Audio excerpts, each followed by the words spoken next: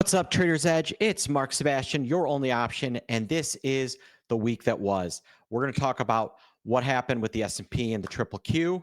We're going to look at bonds.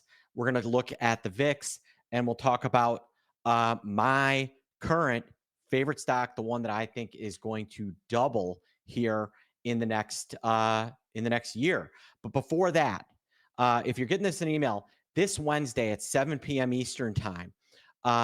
If you're a member of the Power Moves newsletter, there's a link to sign up in this email. You can attend a live session with Andrew and Frank Gregory, where they're going to reveal their winners and losers from Tuesday's election. You want to find out what industries and stocks are going to be doing great in 2025 and which ones will not. You need to be there. But the only way to join this special behind closed doors private meeting is to join the Power Moves newsletter. You can click this link here. If you're watching me on YouTube, please like and subscribe. And if you got questions, leave a comment. So with that, let's dig in.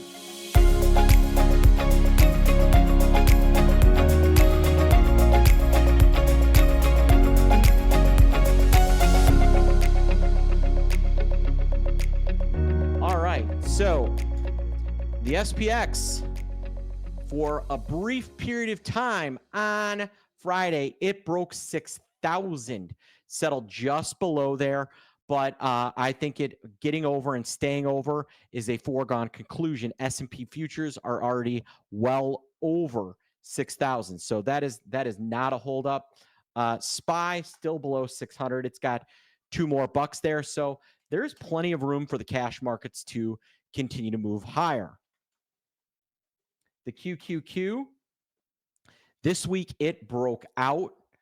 It is now above the highs from July. Everything is at an all-time high.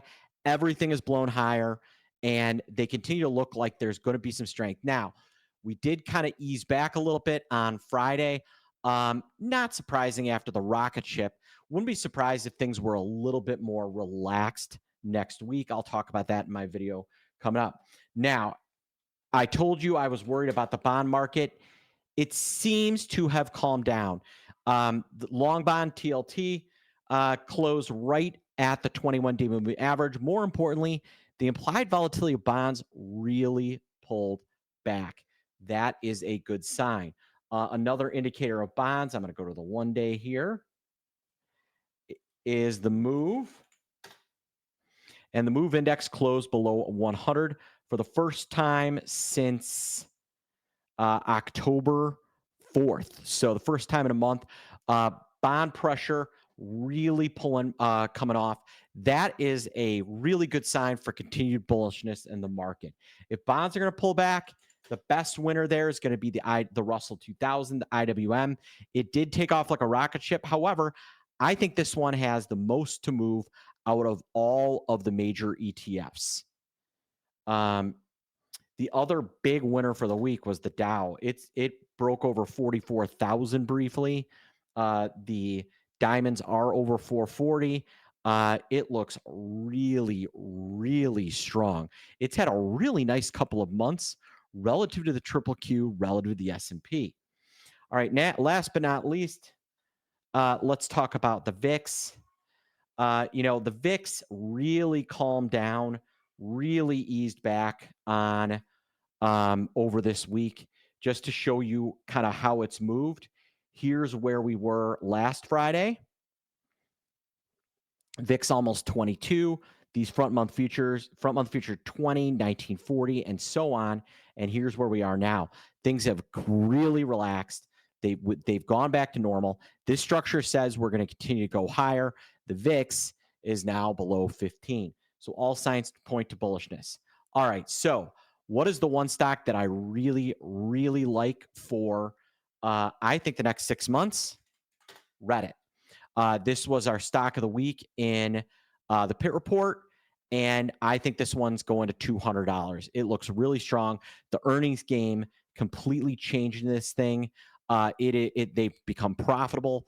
Their user growth, they've learned how to monetize their users. This one looks like the next Facebook. This might be my favorite stock. The other area that I'm kind of interested in, we saw a lot of bullishness in XME this week. That's materials and metals.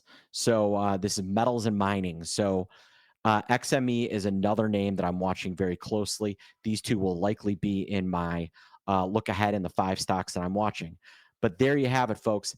This is where we're at. Once again, that was the week that was. Once again, sign up for Frank's and Andrew's special presentation on Wednesday. And to do that, to join that behind closed doors meeting, you have to be a member of Frank's Power Moves newsletter. The link is in the chat, or if you're watching me on YouTube, just go to optionpit.com/power-moves. All right, everybody.